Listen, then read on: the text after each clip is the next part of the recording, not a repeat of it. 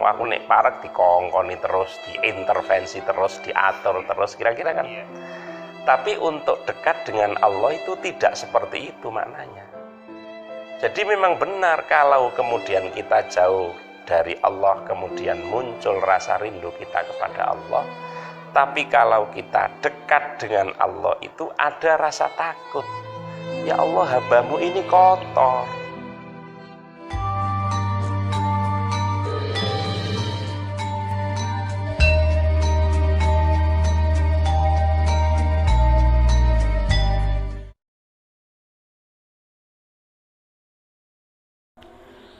Assalamualaikum warahmatullahi wabarakatuh. Waalaikumsalam warahmatullahi wabarakatuh. Kembali lagi bersama kami Santri Beling Channel, masih dalam acara Nyecep Banyu Suci Perwitosari, Nyecep Barokahipun Syekh Abdul Qadir Al-Jilani. Nasihat demi nasihat sudah kita dengarkan dari Abah melalui sumber kitab Naswaihul Jailaniyah. Banyak sekali nasihat, mulai dari jujur, takwa, dan hingga yang terakhir kemarin yaitu membersihkan hati. Entah kiranya apa hari ini untuk menasihati kami lagi, menasihati Santri Beling Channel ini supaya hatinya selalu bersih dan bendino eling gitu. Gak bosen toh kan gue kan ngaji ora barbar. Bismillahirrahmanirrahim. Begini, Syekh Abdul Qadir Jailani itu memberikan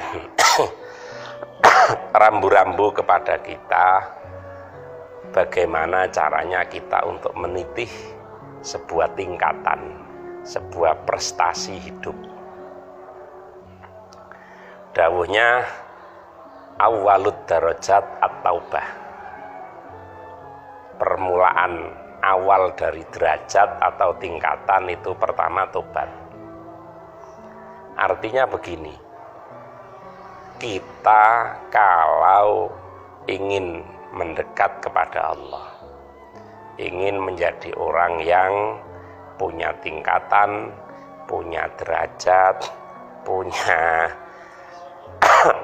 amal kebaikan, maka yang pertama kali harus kita lakukan adalah tobat. Setelah kita melakukan tobat, baru summal imtisalul awamir wal intiha anin nawahi. Kita mencoba untuk menjalankan segala perintah dan meninggalkan larangan. Jadi tobat dulu harus dimulai, karena tobat itu ar-ruju' ilal haq, kembali kepada kebenaran, kembali kepada sesuatu yang lurus, itu tobat. Lah seseorang itu sudah barang tentu pasti punya salah, pasti punya kekurangan. Coba kita introspeksi salah, introspeksi kekurangan, kemudian kita mengikrarkan diri kepada Allah untuk berbenah, untuk memperbaiki. Lah langkah berbenah dan langkah memperbaiki sudah barang tentu tidak akan mengulang atas apa yang sudah kita langgar. Kalau seperti itu kemudian kita lanjutkan dengan, nah ini kita lanjutkan dengan menjalankan perintah-perintah Allah, kemudian meninggalkan larangan-larangannya. Jelas itu sesuatu yang memang harus kita lakukan dalam ibadah. Lah kalau sudah kita menjalankan perintah dan meninggalkan larangan, dilanjutkan dengan summat taqarrub bin nawafil. Kita harus mendekatkan diri dengan melakukan ibadah-ibadah sunnah. Kenapa? Karena pada prinsipnya ibadah sunnah itu akan bisa menutup dari ibadah-ibadah wajib kita yang dianggap kurang oleh Allah. Sudah barang tentu sebenarnya setiap kita itu mesti punya kekurangan dalam hal ibadah-ibadah wajib. Disinilah fungsi dan manfaat dari ibadah nawafil, ibadah sunnah akan menutupi kekurangan-kekurangan dari ibadah wajib. Kalau kita sudah melaksanakan atau menutup taqarrub dengan nawafil, tsumma qada'ud dain, Hutang-hutang kita tutup. Hutang itu ada macam-macam. Ada hutang sing hakullah, ada hutang hakul adami. Kalau hakul adami otomatis tidak usah dibahas, karena itu sesuatu yang memang harus kita perhatikan, sesuatu yang tidak boleh kita punya tanggungan. Tapi qada'ud-dain di sini adalah kita mesti punya hutang kepada Allah.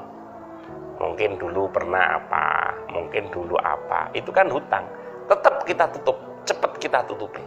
Kemudian setelah hutang-hutang itu kita tutup, sumal hadiah. Kita memberi hadiah kepada teman-teman kita. Artinya di sini peranan ibadah fisik yang direpresentasikan dengan aktivitas anggota badan dan ibadah harta benda. Ya kan? Hadiah itu namanya hadiah kan memberi sesuatu. Ya kan?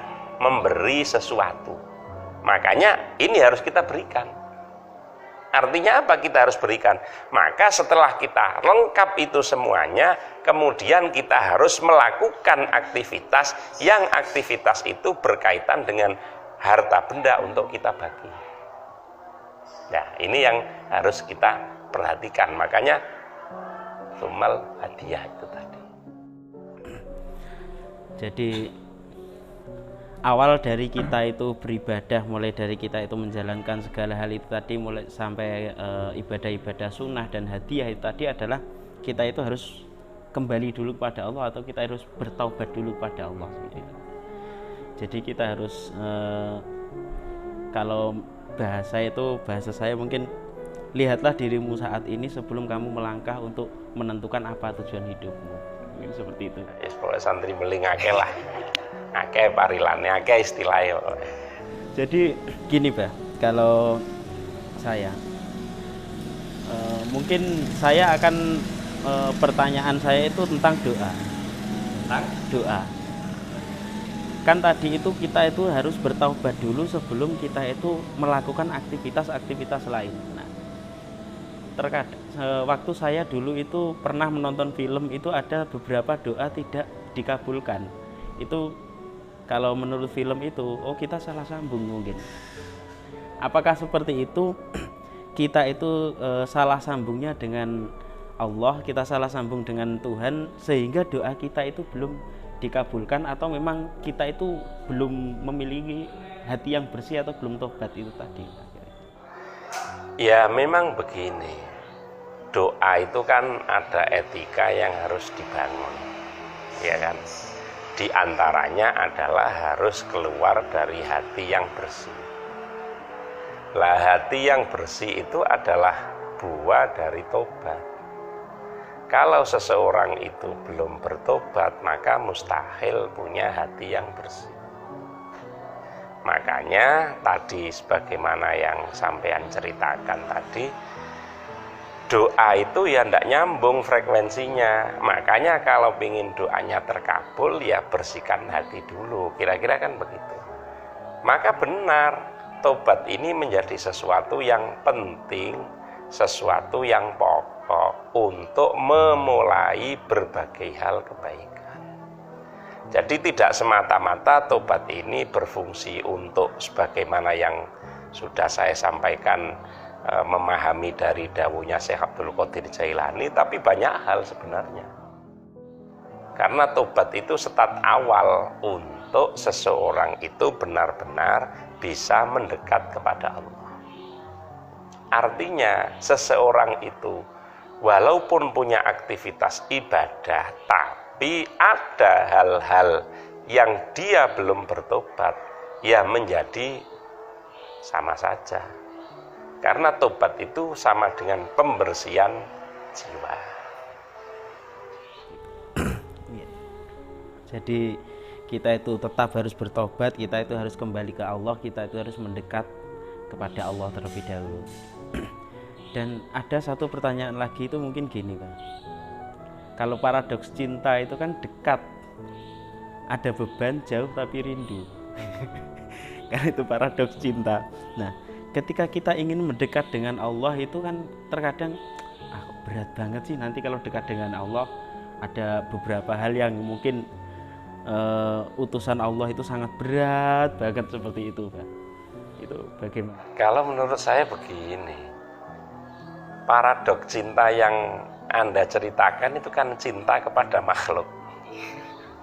Kalau kita jauh itu rasanya rindu, tapi kalau kita dekat rasanya gemes. Kira-kira kan begitu. Mau aku nek parek dikongkoni terus, diintervensi terus, diatur terus, kira-kira kan. Tapi untuk dekat dengan Allah itu tidak seperti itu maknanya. Jadi memang benar kalau kemudian kita jauh dari Allah, kemudian muncul rasa rindu kita kepada Allah. Tapi kalau kita dekat dengan Allah itu ada rasa takut. Ya Allah, hambamu ini kotor, belum punya apa-apa, belum bisa apa-apa. Jadi paradok istilahnya Anda tadi, mbuh bener mbuh ra ndak ngerti pokoknya melok istilahmu. Istilah Anda tadi, nek parek itu koyok-koyok piye sesuatu, itu artinya nek kita dekat dengan Gusti Allah yang muncul adalah rasa takut. Ya Allah, saya ini masih banyak dosa.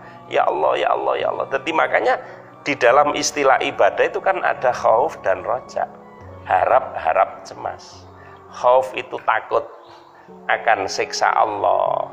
Roja itu mengharap maghfirah Allah.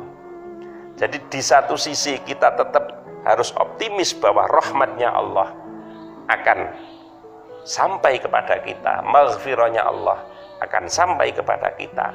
Tapi di sisi lain kita harus takut bahwa Allah itu du adzabin syadid, punya siksa yang maha kuat dan seterusnya. Ya sama dengan bukan sama, mirip dengan yang Anda ceritakan tadi sebenarnya. Kalau dekat beban, kalau jauh rindu. Ya sama dengan gitu. Kalau dekat itu khauf, kalau jauh rojak. Kira-kira kan begitu kira-kira. Ini bisa berbeda, perspektif bisa berbeda. Tapi kita sebagai ilustrasi gampangnya begitu. Kalau kita jauh ya mesti mengharap. Sama dengan kita jauh dengan orang tua. Kita rindu, ini andaikan ada ibu saya diambilkan minum. Tapi begitu dekat dengan bapak, bisa-bisa takut. Wah, saya dekat, takut, gak enak. Kira-kira kan begitu. Lah itulah gambarannya. Sama dengan di saat kita berkomunikasi dengan Allah. Jadi ada khauf, ada roja itu tadi. Jadi ketika kita jauh dengan Allah itu kita merasa rindu dengan Allah. Ya Allah, kok kita itu nggak dijawil atau gimana gitu ya. Jadi kalau dekat itu kita itu juga ada rasa cemas, rasa takut, mungkin agak nggak enak. Ya Allah, saya masih seperti ini dan lain-lain. Jadi itulah penyampaian dari Abah mengenai kita itu harus taubat, kita itu harus membersihkan diri sebelum kita itu beraktivitas yang lain. Setelah kita itu taubat, kita itu membersihkan hati, membersihkan diri, kita itu akan melakukan hal-hal yang lain. Kita menjalankan perintah Allah, menjauhi larangan Allah, menjalankan ibadah-ibadah sunnah, dan juga yang terakhir tadi ada hadiah. Mungkin cukup sekian. Tetap bersama kami di Santri Beling Channel dalam acara Nyecep Banyu Suci Perwitosari, Nyecep Barokahipun Syekh Abdul Qadir Al-Jilani. Semoga bermanfaat. Wassalamualaikum warahmatullahi wabarakatuh.